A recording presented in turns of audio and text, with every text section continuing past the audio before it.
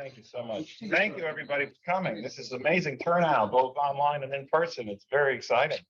I'm Paul Venables. Father Roger, as he was preparing the message about visions and mystics, called me, and he did a thing Father Roger does, which is he asks you to do something. But he played it very well, because he said, I remember you told me a big part of your spirituality and your story was you ran into the mystics and discovered them, and I kind of devoured them. I think the group I like to call the Lady Mystics, which sounds like a basketball team, but all the famous Lady Mystics was really a place I started and dove in, and it really helped my spirituality. That said, I don't know anything. I'm just a person who he happened to know the mystics were meaningful to me, and so hopefully I can bring a little of that to this group. The other piece of it, that he also knows, is I'm trained in Ignatian spirituality as a director. And so down at the Jesuit Retreat Center, I did the 3-year program where you can accompany people through the spiritual exercises. And then I did the 4th year, which is kind of a bonus extra year about general spiritual direction. And so what I think the best way to kind of give you a heads up is what we're maybe in for, and who knows, and we're going to let the spirit move, and we're going to go where it will, but is a combination of introducing interesting things about this, not mystics, not a history lesson. It's not a recap of all the great mystics.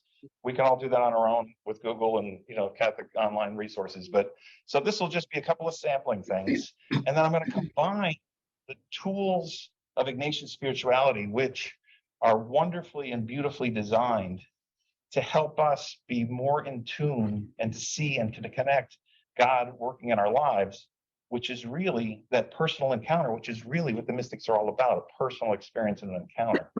And we're gonna talk about how all of us are mystics at some level, and how and what that means and what that looks like. And so it's going to be kind of this mashup and merge. There'll be a couple of meditations. There'll be quiet time. I'm going to flash this now, which is as we go. I'm a big fan of keeping some sort of spiritual journal.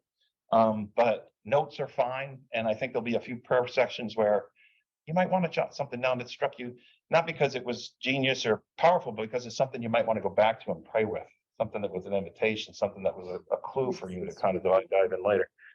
So those are some of the broad strokes about me. It's an unwieldy, crazy group, but I would love to go around quickly since we're gathered and at least get everybody's name. And then maybe just one little thing about your spirituality. It could be as simple as what mass you attend, but it could be a mystic that you read, or it could be, how long you've been Catholic, or you're a convert, or anything that you think would give us a little color on you and your journey and who you are as a Catholic. And Jim, I'm starting with you. Right. My name is Jim, and I had a vision of Christ in the bathtub. Was Christ in the bathtub, or you in the bathtub? Christ. Wow. To be continued. I love it.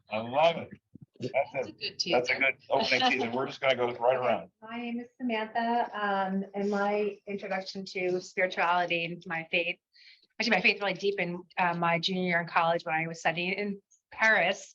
And I spent the summer after my semester abroad working in Lourdes. So I was like a tour guide, information guide. And that's where I really felt a devotion to the Blessed Mother and my faith. Beautiful. Let's keep it going. Hi, I'm Ivana Sims, and I had the great honor of having Paul as my spiritual director. For 8 months, we went through the Ignatian spiritual exercises, and it took me to a very much higher level in my spirituality. And I've continued. They have a daily reading on the spiritual exercises, and it really helps me see God in all things. And that's the whole basis for your encounter with God. So I can't say enough about Paul. He's fabulous. That'll be countered later by several. Let's stay on the inner circle, and then we're going to pop out to the outer circle. I'm Julie, and I also know Paul because I was directed to him as a possible spiritual director. So here we are, and that's why I'm here. Got an email from him. He said, okay. As far as I can't decide where, at one point, a cradle Catholic, knew nothing, retired, and so every day I get many Catholic blogs. On one of them are the lives of the saints, and I'm just like, can't believe all the saints, and they're so wonderful. So that's where I'm at on a journey. Yep, all of us pilgrims. My name is Helen, and I also have Paul as my spiritual director. Have to sit together. Know each other. He gets to say this. But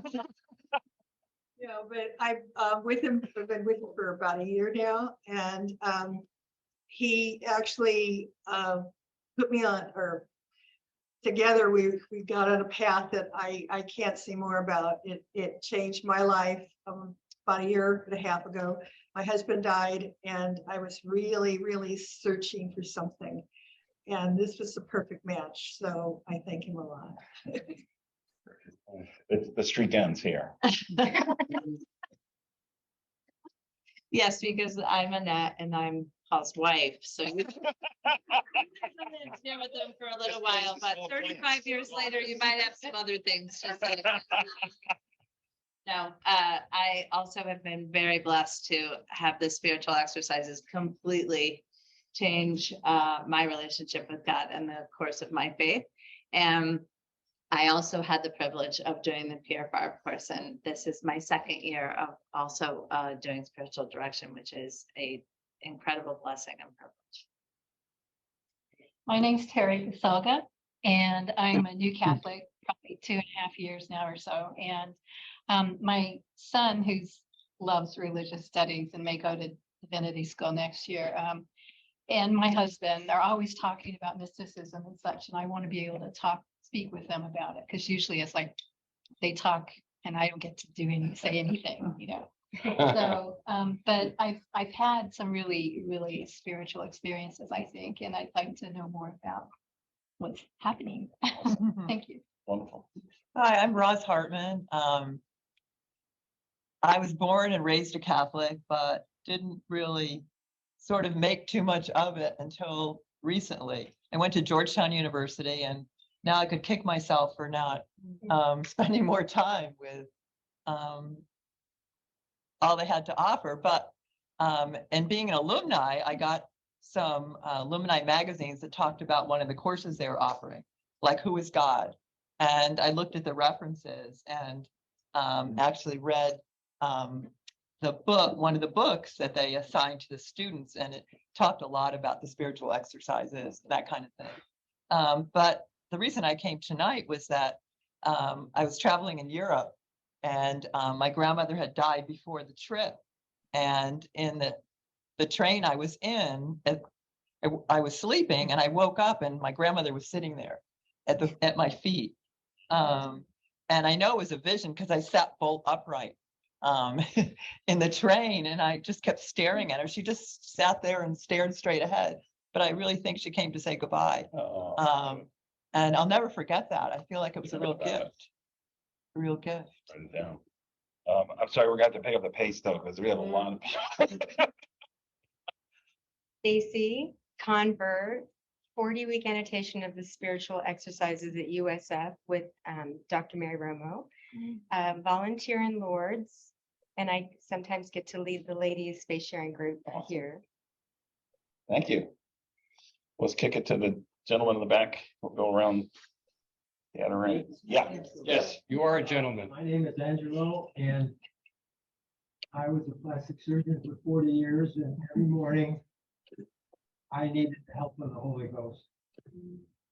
And I got interested in out-of-body experiences, especially when I read the Proof of Heaven. And there's I don't know how many people about out-of-body experiences.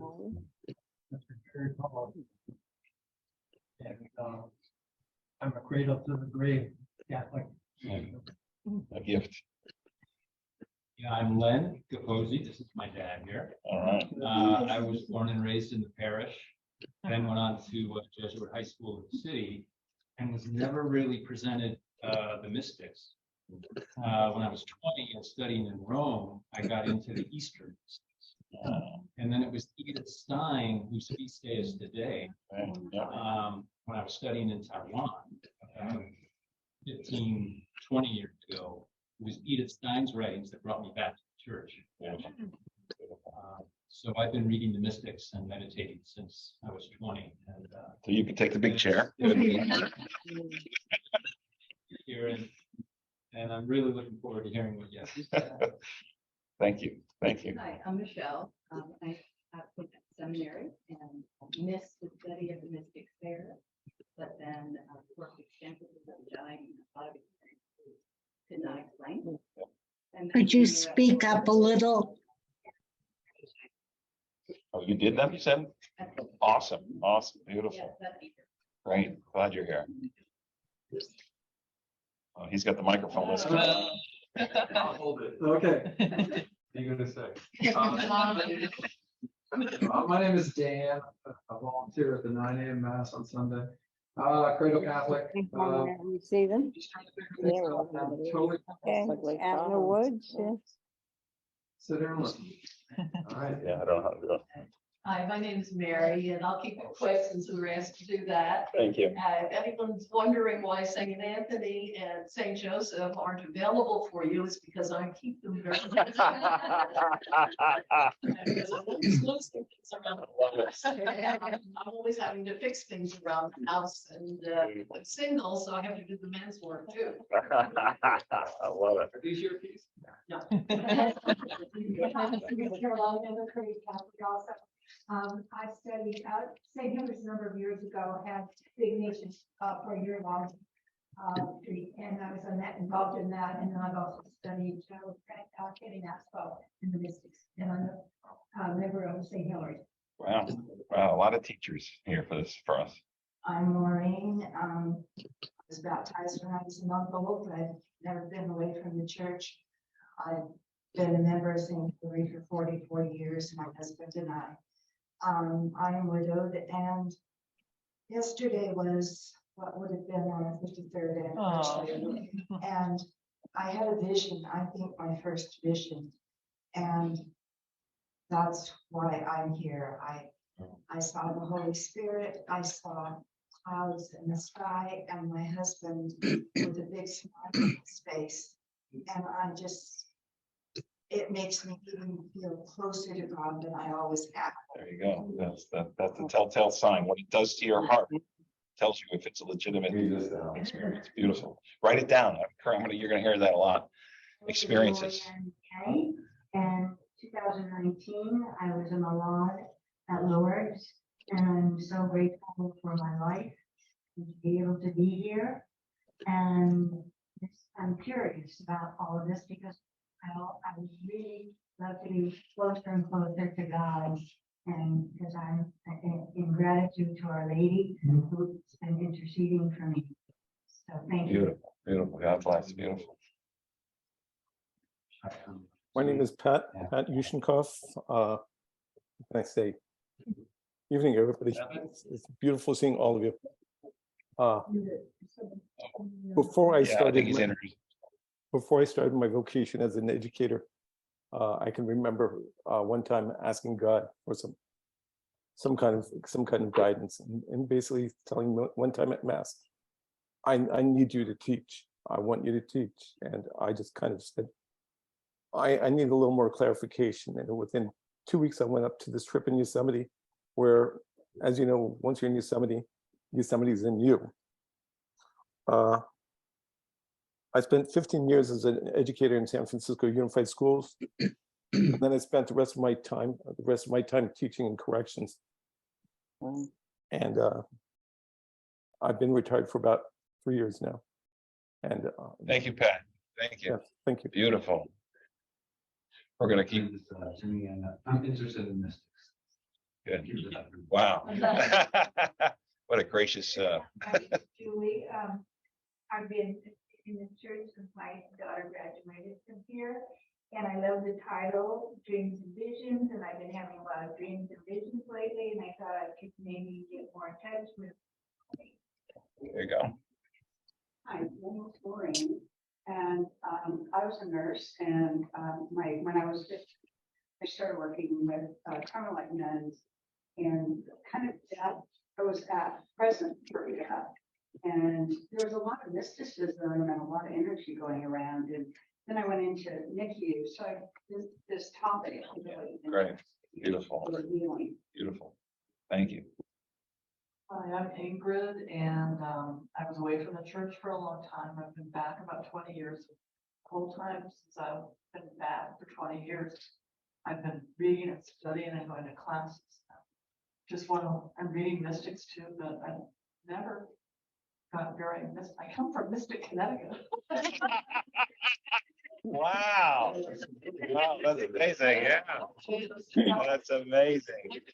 I love it. That's wonderful.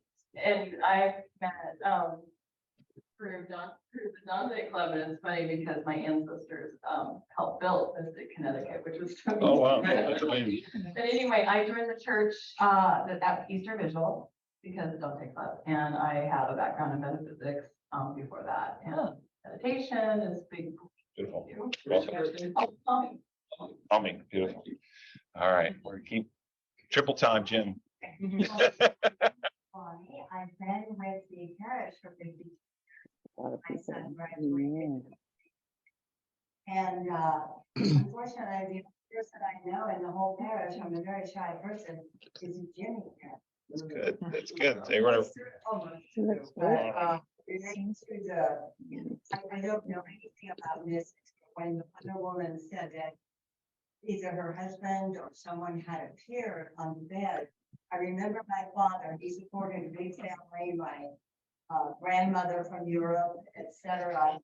And when she died, he said that to us.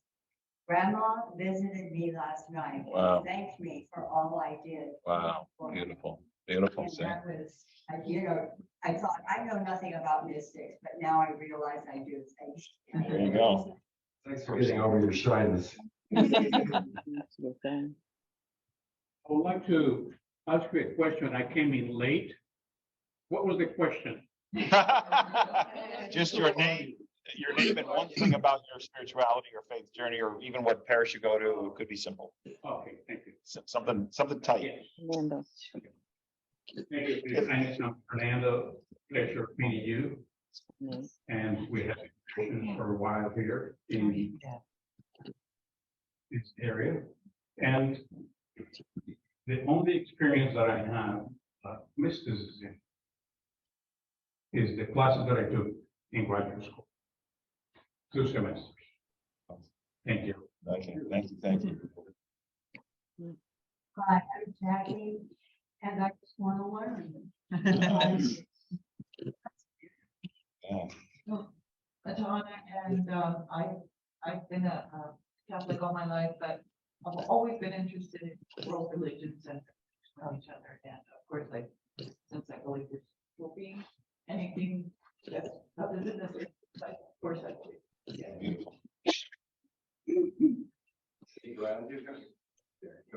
Hi, my name is Debbie. I've been a Catholic all my life, and I'm just curious. My son-in-law also had heard you speak somewhere that you were really, really good. Oh. And I would enjoy it. Thank him. Yeah, right. My name is Barbie, and my husband and I went to church on Sunday, and I loved the homily and found his homily amazing, and thought that I would like to come to hear more. Beautiful. Beautiful. Perfect. My name is Dan Spinazzola, and we have 3 granddaughters in church here, at school here. And I've had several experiences, but they're probably long and extremely boring to all of you, so I won't discuss it. All right. All right. Hold those. I'll hold it, maybe. Hi, I got another Nazi club. I remember this church, and I went to go Catholic. I'm Gloria Cruz. She just met Fernando in my almost 50 years. And being from Colombia, there's a lot of stories that go around of people having experienced some of these apparitions and everything. And I too happened to have one when my sister. Isn't it your birthday? Yes, it is. Wow. Later. I am Edie and here in Mount Carmel.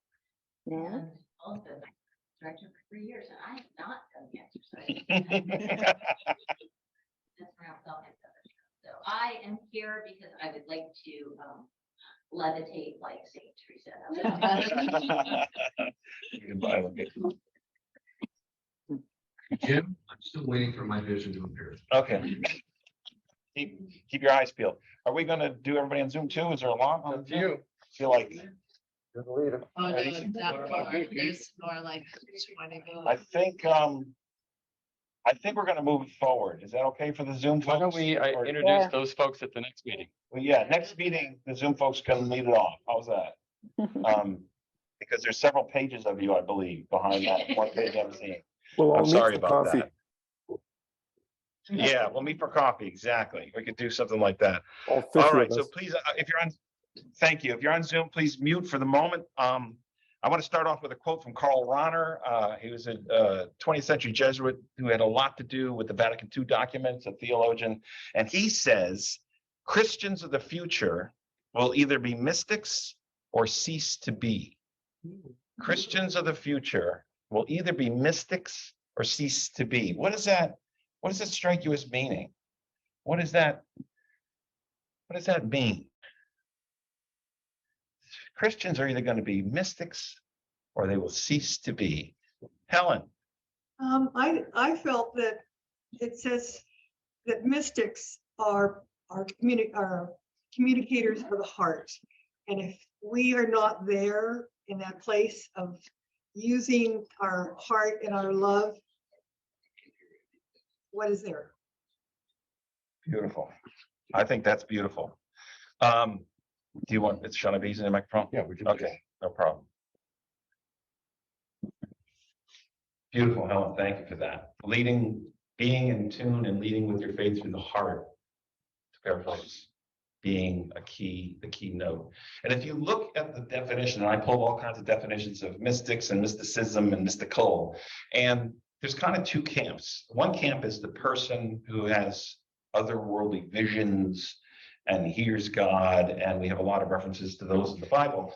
But a lot of the other definitions centered around a person who believes in the possibility of attaining insight into mysteries transcending ordinary human knowledge. Guess what? As Catholics, that's all of us. We believe that insights into mysteries transcending ordinary knowledge, ordinary human knowledge. Having a spiritual meaning or reality that is neither apparent to the senses or obvious to intelligence. Again, it's the very essence of faith, isn't it?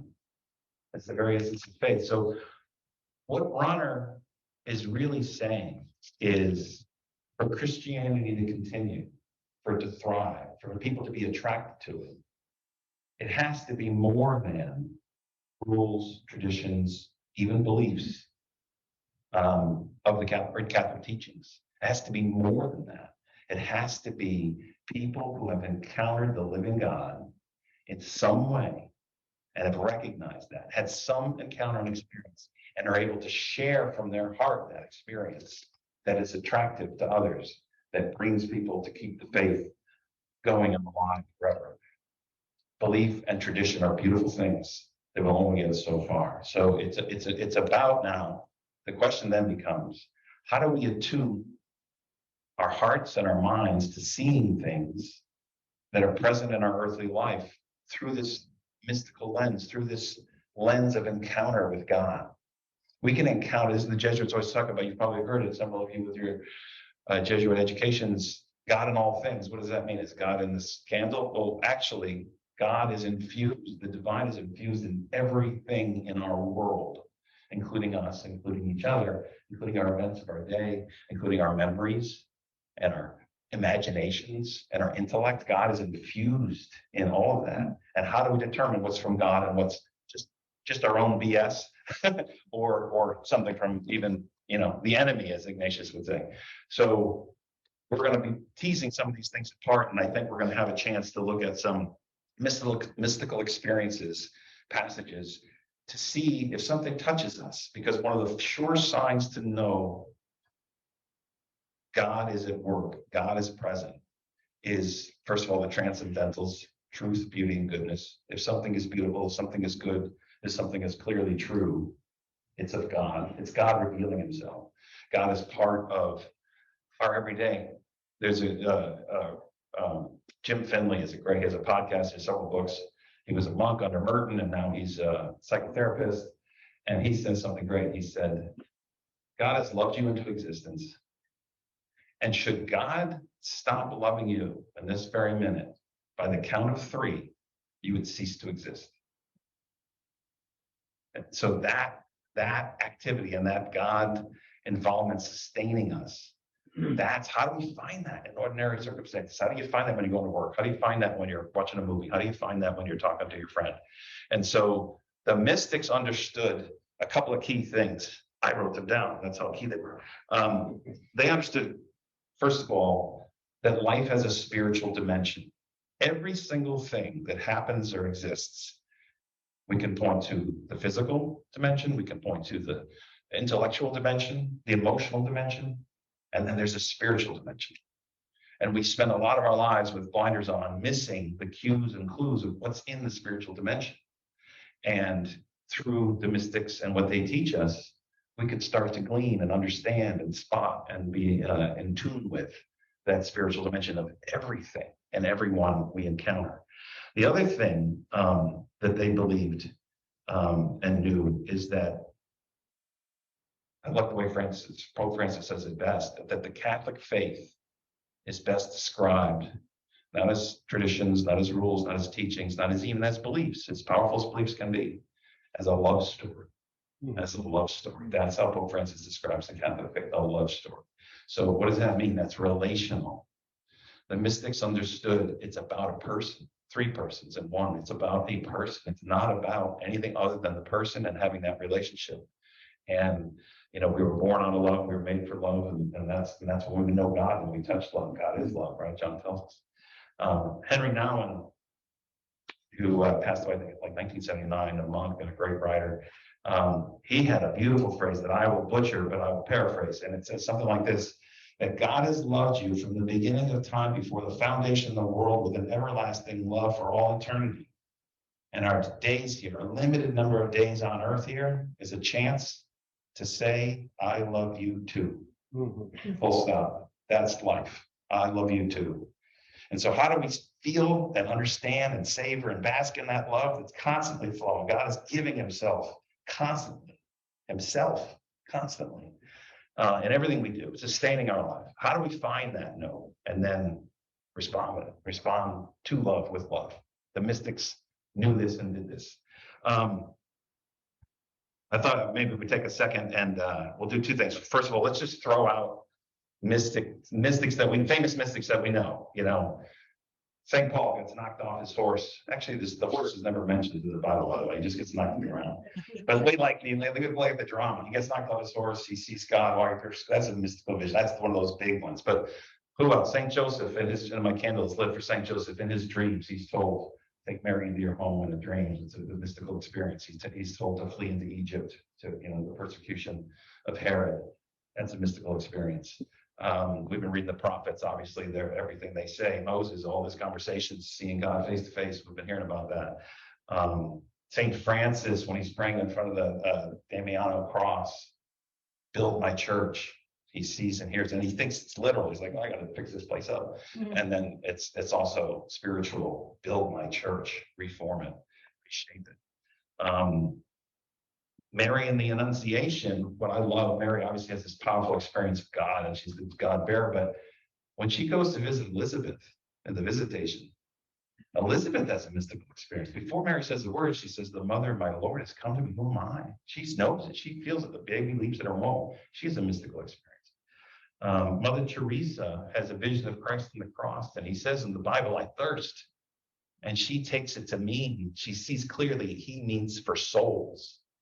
That's what he's saying. I thirst for souls. I search for humanity. I search for this relationship, for individuals and for people. And so that's Mother Teresa. Martin of Tours has a great mystical moment where he was a soldier in the Roman army and he converts and he sees a shivering beggar and he cuts his big military cloak, big white cloak around him in half. He gives him half. And later that night he's sleeping and he has a dream and he sees Christ wearing his coat, half the coat. And he sees Christ wearing half the coat and Christ is beaming, telling the angels and saints that are gathered around, oh, Martin gave this to me. Very proudly. What a beautiful mystical vision that is. St. Dominic gets the rosary. St. John the Evangelist gets the whole book of Revelation and scares us all to death with all that stuff. St. Augustine has a great moment. He's spending his whole life trying to write about the Trinity and explain theology. And he's walking along the beach pondering the Trinity. And this little boy's running back and forth trying to dump water into this hole, and he sees then the water just dissipates as soon as he puts it into the sand. And St. Augustine says, what are you doing, little boy? It's crazy. He's like, I'm trying to move this ocean into this hole. And St. Augustine, that's ridiculous. What a waste of time. It's impossible. You're wasting your time. And the little boy looks at him dead in the eye and says, same with you trying to describe the Trinity. And disappears. That's when he decided everything I'd written to that point was straw. Maximilian Kolbe, who you know in the concentration camps in Auschwitz, offers himself to die in place of someone who's picked to die. But he has a mystical vision when he's a much younger man. Mother Mary comes to him and offers him 2 crowns. And he asks, what are they for? And she says, one is purity, that you persevere in purity, and the other is martyrdom. Which one do you want? And he says, I'll take both if I can. And she said, absolutely. And he was a priest who lived in purity, and then he died martyr in Auschwitz. But that vision was when he was a young man. Saint Bernard of Clairvaux, this is a beautiful one. Ask the Lord if there's a wound from his passion that particularly bothered him or hurt or gave him more pain than the others. And he basically says, no one knows this, but there was a most grievous wound on my shoulder that caused me much, much pain. And so that's a bit of intimate information that when you're praying, when it is the Passion or when it is Easter, Good Friday, to think about the wounds that we don't know much about. St. Gertrude is given a beautiful prayer to the 5 wounds to say a paternoster, her language, Our Father, for each wound. It's a special way Jesus gives her that prayer. He also gives her a beautiful prayer to release the souls in purgatory from their suffering. So I'm just giving you some little tidbits, and we're going to dive into a passage. But I thought we can take a couple of minutes, and we're going to put ourselves in a prayerful place, and we're going to do a little examine, just to bring us back to speed. This idea, God is active in my life. The mystics have these profound visions and experiences. Can we start to sort through our day, see where God may have been acting or may have been involved? So let's proceed with what we call in Ignatian spirituality, generosity of spirit, which is please give me the benefit of the doubt, give it a try. So enter in with a generosity of spirit. And so I ask you to sit, and if you're sitting, maybe you're put your back a little bit more upright and your feet squarely on the floor. Please don't be shy to close your eyes and to really just kind of sit in a moment. And the first thing we're going to do is breathe. Just breathe in deeply. I like to think of breathing in the love of God, then breathing out the peace of Christ, which the world so desperately needs. The peace of Christ. Breathe in and breathe out. And the first thing we'll do is to notice what God is doing. And He is looking upon you and smiling. It looks at you with complete delight. My beloved daughter, my beloved son. So just bask in that. Sustain our breath.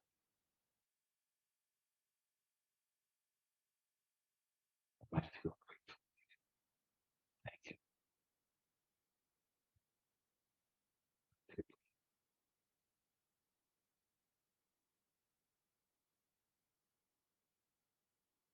now let us ask the Lord. You can speak to Jesus, the God the Father, Mother Mary, the Holy Spirit, whatever is comfortable to you. Pick one and ask them to show you a moment or two for the last 24 or 48 hours in your day, your regular life, that touched you in some way, in a positive way. A life affirming moment, a moment of faith, a moment of connection with someone, a moment of understanding, of forgiveness, compassion. It could be an email or a text. It could be the feeling you had driving to and from the market. Some moment of connection with someone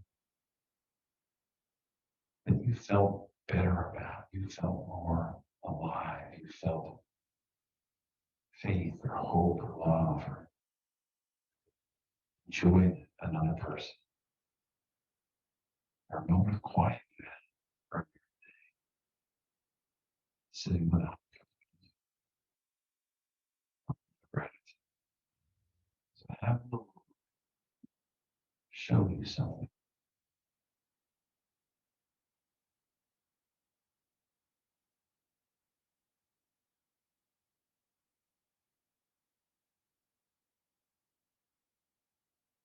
No matter how small this moment, thank Him.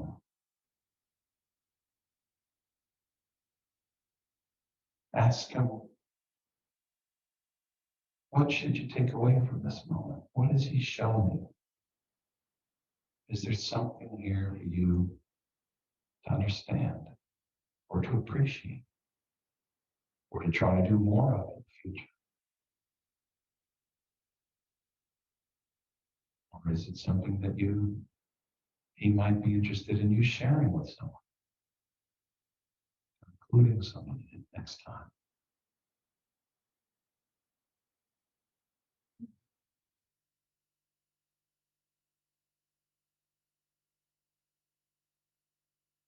Just spend another minute seeing what He holds for you in the very ordinary moments of our days.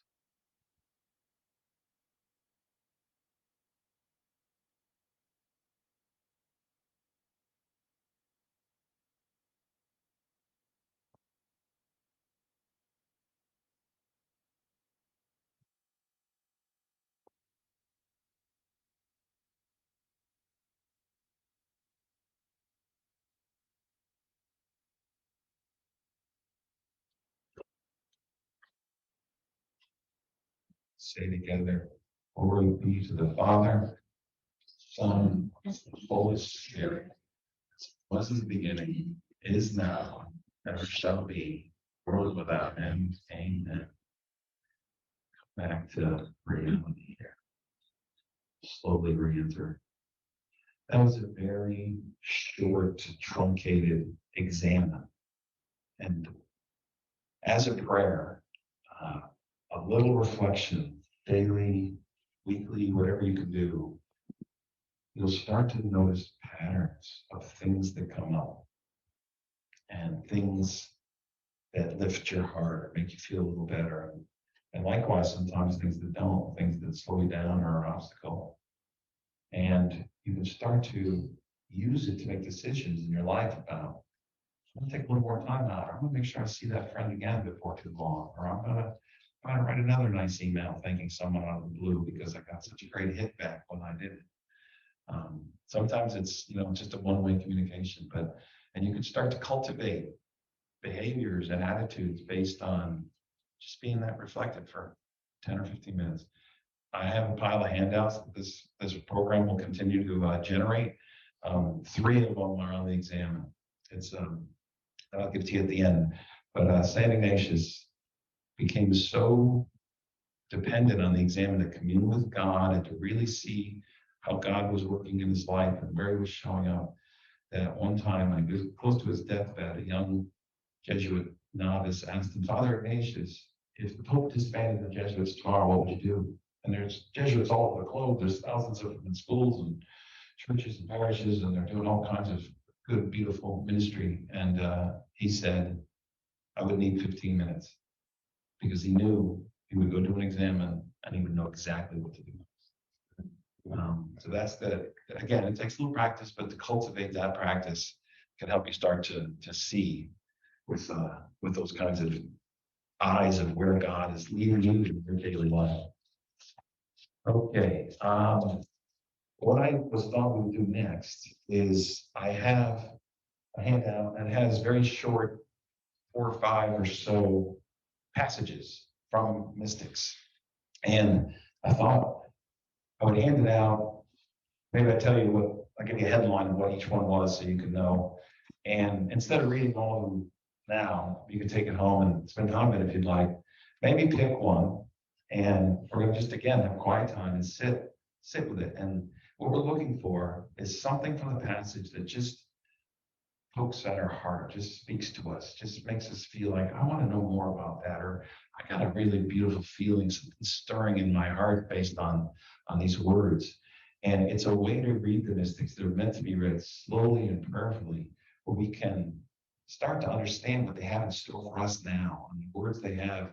And actually, God is communicating through the mystics to something they wrote in the 15th century, now is communicating to us as we read it, and it touches our heart, and we get in touch with it. So I'm going to give you a headline on Juliana Norwich.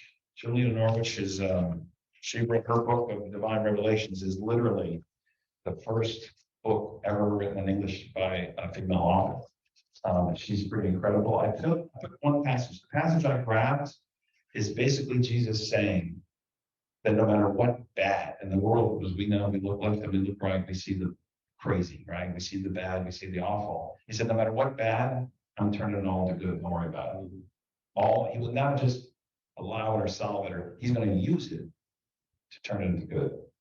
And his example is Adam's sin, the fall. She's writing from whatever century, so that was probably hot on their minds. But he says, if that's the worst sin, look what I did with it. I gave you, I came down and I gave myself up to save you for all eternity, so you can use God. That's a pretty good outcome based on that. So that's a quick page. Teresa of Avila has a great little short quote. She actually has 2 here. One, Jesus saying tenderly how he would create the whole universe again just to hear you say, I love you. Just one person. That's beautiful. And then she says something about the worst suffering on earth can be equated to like a bad night in a hotel room. That's so if we're suffering or we're struggling with things, it's like in the grand scheme of things, it's a bad night. Saint Faustina, her Divine Mercy Diary, there's a passage where Jesus basically uses a great, beautiful metaphor to say how he's treating her and all of us and their souls. It's a beautiful passage. There's a woman, Anne, a lay apostle. She's an Irish woman. She's alive now. She's started getting messages in the early 2000s that are pretty beautiful, and she's gotten the Catholic Church to give her an impromptu, which means everything that she reports, the Catholic Church does not say, it says you don't have to believe in private revelation. So all mystics can talk all they want, and you don't have to, you're not beholden to believe it. But what they do, the church does, is they sort through it to see if anything is erroneous. And so the best they'll ever do is say there's nothing erroneous in that. And so then again, it's up to us to read and see what moves our hearts and what seems like truth to us. So she's one. But what I like about her quote in this particular handout is there's a lot of people in this day and age who worry about their children who've fallen away from the faith. And Mother Mary just puts that to rest. So for those folks who find and pray for their children, it's a nice little comforting quote. And the last one is a classic, St. Juan Diego, Mother Mary, just reassuring him that he is in her arms and there's nothing to worry about. So I will pass that around. Yeah, you can go half that way and half the other way or something. Start, take one and pass it. And I will put a timer on. I encourage you to sit with, you could flip it through, read a couple or not, and then kind of pick one, settle on one that touches your heart. And I would encourage you to have a pen out and to make, to write down if something strikes you, even a phrase. that you find that moves your heart. Give me a Note second. it. Good idea. Thank you. The camera on them so that the people on the screen can read them. Oh, they got handouts. You look, Oh, looking they on got- screen. Father Rogers said he emailed a couple of links. One would be for the in-meeting handout, which is the PDF in that link. And the other would be the take-home handouts. So if you go to the in-meeting link, you could either read it on your screen, you can print it out, and you'll see all the pages. And we will get this down where we're sharing these things better and smoother. So, let's see, 6:48. I'm actually, we're not bad for time, actually, based on what I was thinking. So we're just gonna take about 15 minutes in silence, where you can sit and then talk to God about something that's right to your heart. Just honor yourself and he knows you. And then what I'm gonna warn you, and I'm gonna stop talking. At the end, we can't have everybody share, but somebody might want to share something that struck them or something that they felt or how they applied it to their life. And I really encourage that.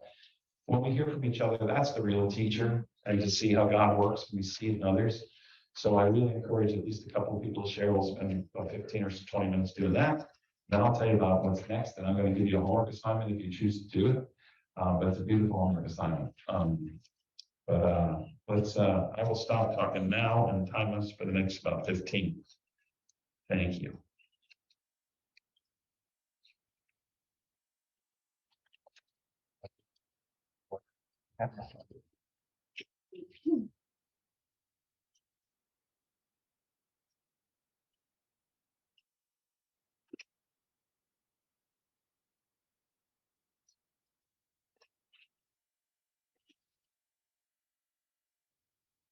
Anybody needs a sheet of paper to write on this.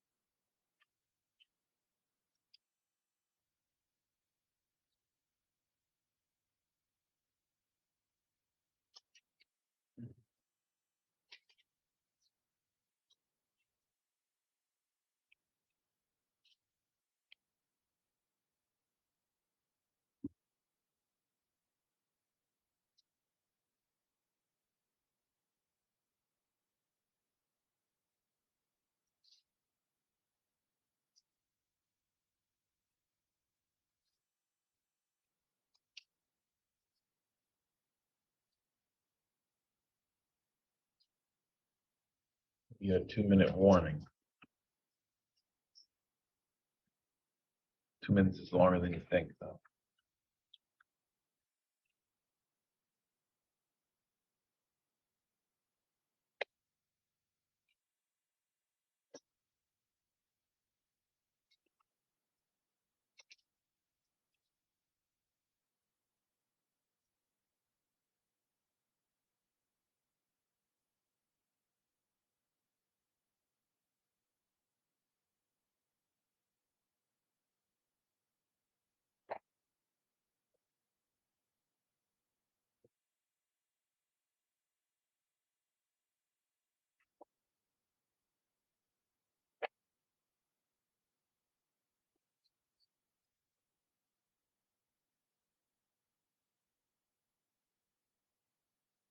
Okay, we're coming back slowly to reality here.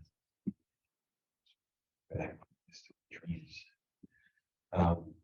First of all, I have to commend you for what a beautiful that silence with this many people in a room, quietly pondering, praying, considering. Very beautiful, and I really commend you for your ability to do that. So thank you. That was quite a moment.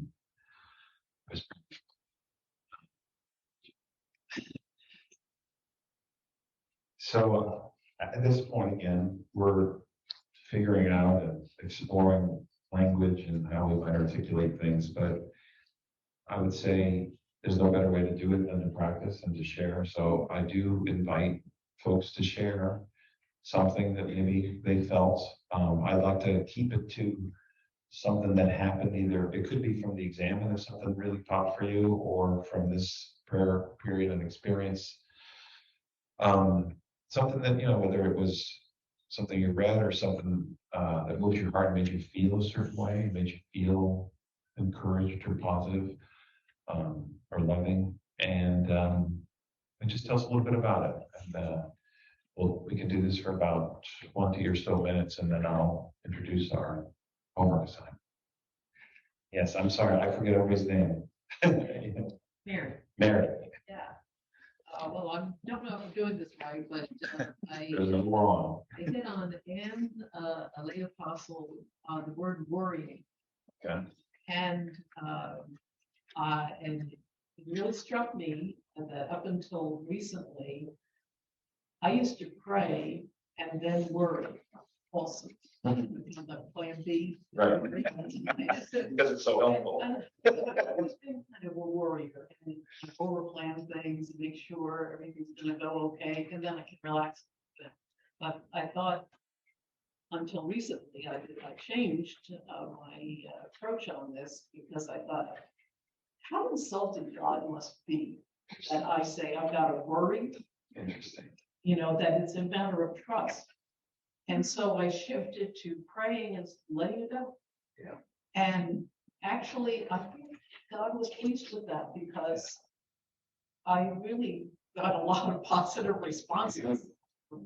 It was really an interesting. You hit upon next subject in our next talk.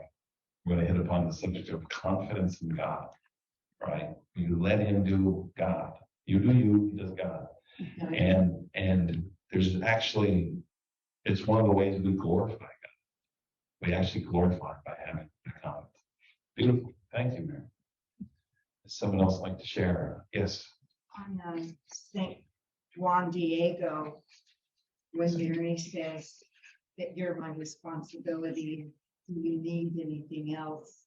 And I once read something that Mary said, if only you could recognize how much Jesus loves you, what joy would fill your soul. Yes, yes. And in reading that and reflecting on that just now, did you feel lifted and comforted? And Yes, but I, like Mary, I'm a worrier. yeah, we're human. Let's go human. Beautiful. Thank you for sharing that. Amy, I know your name.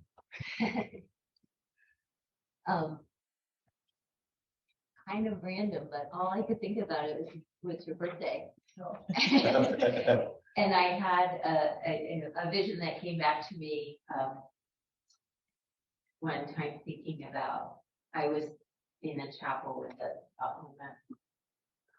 one of the priest's birthdays and meditating with the communion and the whole monastery, just that vision that came back. And thinking about the day that you were born and the light coming into the world. So, here, I don't know, but that I couldn't say anything else. So, The mystic next to you. Especially you share that with me. I like to go to San Juan Diego. We have been to Mexico City and where I was and we're very devout of our Blessed Mother, Virgen of Guadalupe. And where it says here, listen, my son, what I tell you, do not be troubled nor disturbed by anything. Do not fear illness nor any other distressing occurrence, nor pain. Am I not your mother? I have debilitating disease. And this gives him courage to just not worry about pain.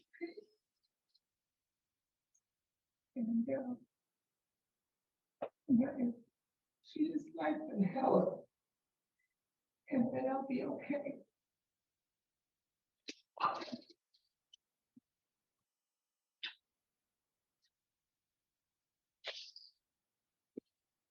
What about Sister Teresa? Before you go, that's beautiful, and this is holy ground. But that's a God moment. Mother Mary touched your heart just now. It's beautiful. That lifting comfort. Oh, so you could revisit that when you don't feel so good. And you're remembered. Beautiful. Thank you. You gave us a gift. Sorry. One sister or the other, it's so powerful, yet so simple. And create the universe again, just to hear you say that you love me. That's beautiful. Did that, when you sat with that, what did that make you want to do? Didn't want to, yeah. Yeah, right? So you get that lift in your heart. Again, that's God poking your heart through Teresa of Avila. 15th, 16th century mystic. Beautiful. Thank you. Thank you. Do you have any other sharers? I had a different sort of experience. I read Anne's The Lay Apostle about worrying about our kids' faith. And it just brought up lots of questions. Sure. Like trust in God. How do I do that? Sure. Merciful. What does it really mean to be all merciful? And the thing that really, I guess, resonating with me is that God couldn't face a parent who trusted him. But I don't feel like I do that. I don't feel like I trust him.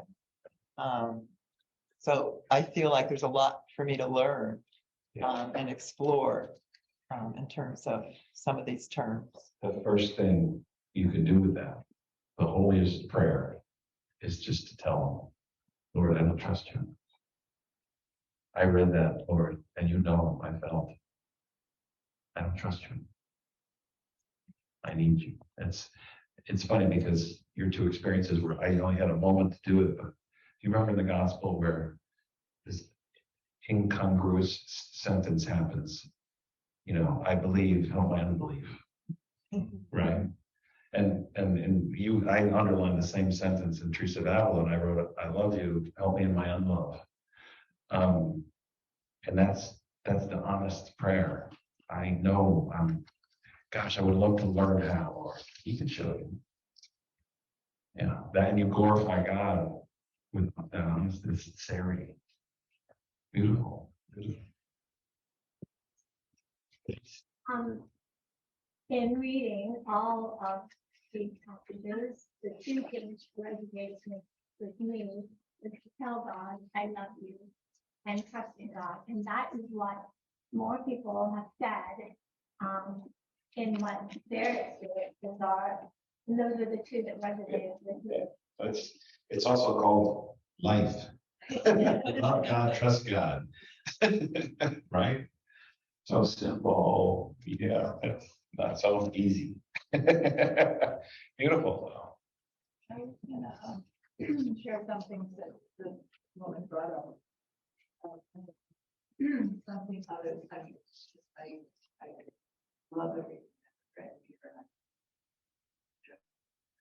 There was the one that I'm saying, Teresa, but I don't want to check it. Sure. It's like, if I just, there's 140 statement one of these serious signing. So I was like, I need to tell people that who are starting. Positions or, you know, trapped or. Yeah, that's, you don't tell them, you know, when someone's in grief and suffering, and one of the worst things you can do is like, it's God, and everything's good, nobody worry about, you know, no, they're feeling pain. And that's not the approach. She's writing, I believe, to people who have maybe experienced pain in life and see pain in the world, but aren't in the midst of it at the moment. It's not a consoling thought for someone grieving or really hurting. But the kind of macro view, the looking with heavenly eyes, and that's what the mystics really do. They see things differently. They see things with heavenly eyes. She's trying to convey the beauty, the glory, the love of the Lord. If we just knew the Lord loved us, our world would be filled with joy regardless of what happens. She's trying to find a way to convey that. And so she uses this kind of almost silly analogy about a bad hotel, which we've all been in, right? And so she's trying to make it relatable. But Oh, thank you. yeah. The mystics use language differently. So they'll say things. It's also Jesus when he speaks in parables, right? He could just say the point, but he doesn't. He tells a story to make the point. And they see things differently. And so they speak in some parts, it's poetic. In some parts, it sounds like a song. In some parts, it sounds, you know, above our heads because it's so lofty. And then, or they'll use funny little odd analogies. And, you know, like the Gospels, we're trying to find the meaning that's deeper than the words themselves. My saint was Saint Anista. I know I didn't say that. Faustina. But I took a slightly different path. And it tells the story of a child knocking on the door in needs. And Jesus saying, what would he give, you know, to this child? And my mind went somewhere else. It wasn't what the child was asking, but what was not asked. How many times do we see someone who can't even put words to their shame or their loss and need help, knowing that it's a safe place? And so it took me to, you know, how do you create this safe place? And so I wrote down a few things which I'm going to try out on my friends. You know, and it's interesting too. So what you seem to be describing is in the passage, it actually created a longing. How do I create a safe space, right? And that longing, you know, is holy. That a longing for good is of God too. So it doesn't always feel happy, joy, right? We know that from our faith, with our logo being a guy nailed to a cross. It's like not the most attractive logo you would use. I'm in marketing. And so you would, you know, the longing of it is actually the God action there, right? So sometimes crying for our mistakes or regrets, sometimes that can be a beautiful act of God too. So we learn to discern was some of the things that we're talking about as we go. The words that and a lay apostle is the prayer for the vision that I was looking at. Like, worrying about our kids' lack of faith, and the words our kids' lack of faith is something that concerns me. Having 4 children and seeing them, you know, Sundays my husband and I go to church and my kids don't go. They're adults. They don't go anymore. And I think I worry about it all the time. But, you know, the trusting in God is is great. And I try to model in my words and my actions, and they see us going to church, but like separating, I think what's going on is that there's a real, what do you call it? Unpopularity. The Catholic Church is very unpopular with teenagers because of a gazillion things.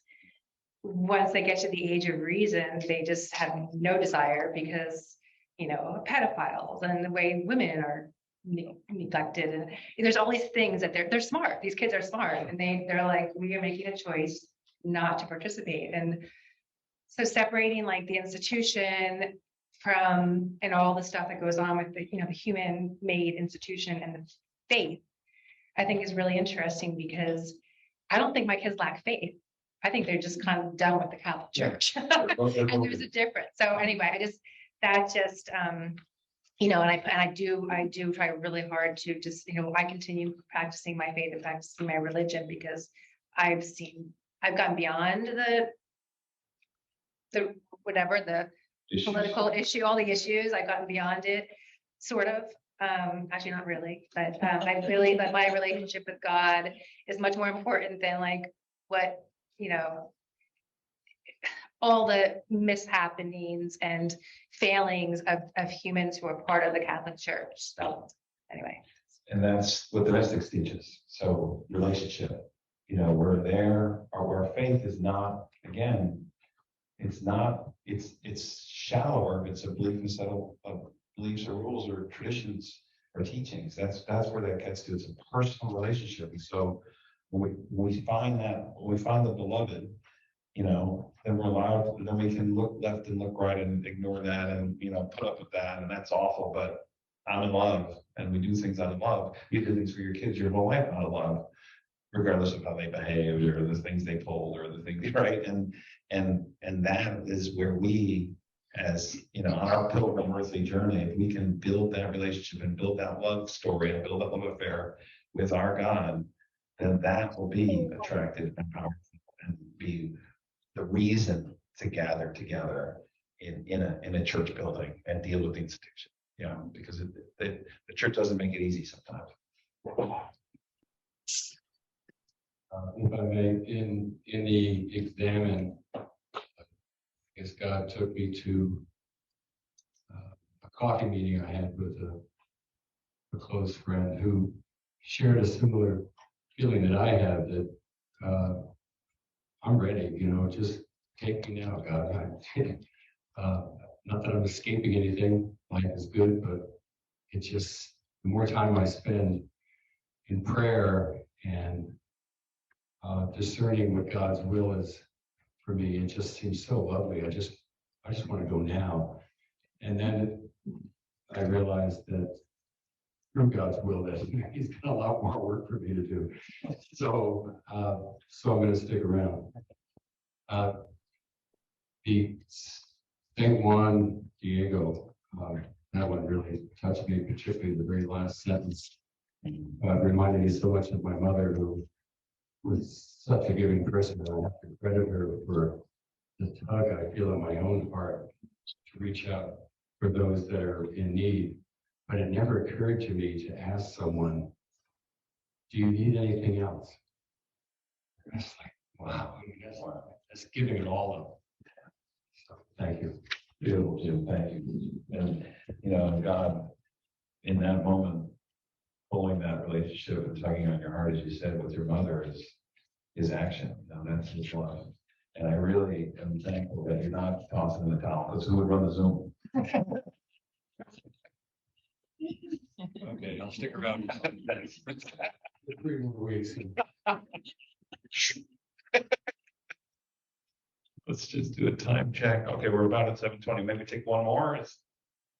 Again, there's so much about that has been discussed on trust in God. And I keep going back to and repeating this verse over and over. I believe it's in Proverbs in the Bible. Trust in the Lord with all your heart. And lean not on your own understanding.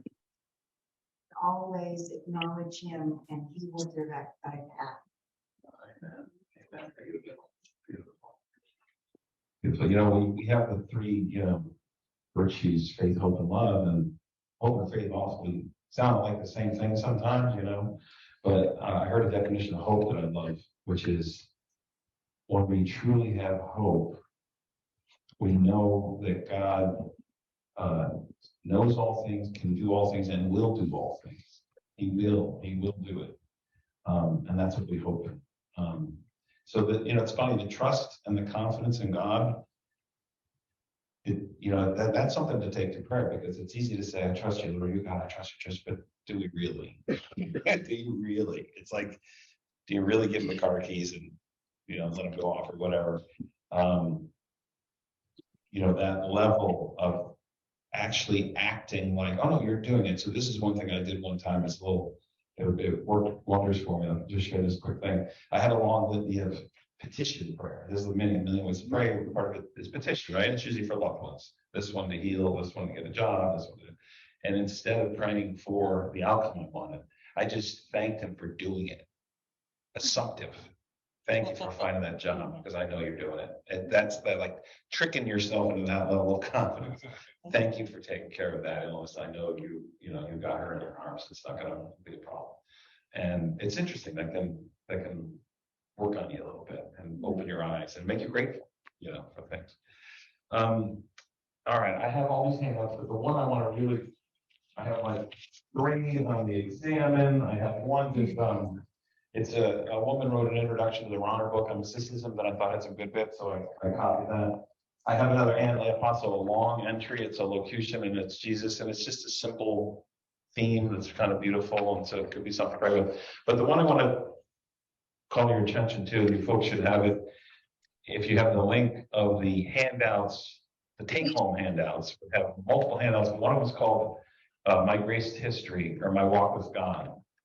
And I really, really encourage this, where the process is to take a prayer period, you know, however long you pray, 20 minutes, half an hour, you know, and in this case, literally ask God to show you what was your spiritual life like, where was God, and do decade by decade. You don't have to start from 0 to 10, but sometimes it's easy, because at 0 to 10 is we're learning values, we're learning hopefully love of parents, we're learning, you know, how to be a good boy or girl. Is probably the thing drilled in your heads. But where was God? And have him show you where he was in that now. And you look back and let yourself be surprised along the way.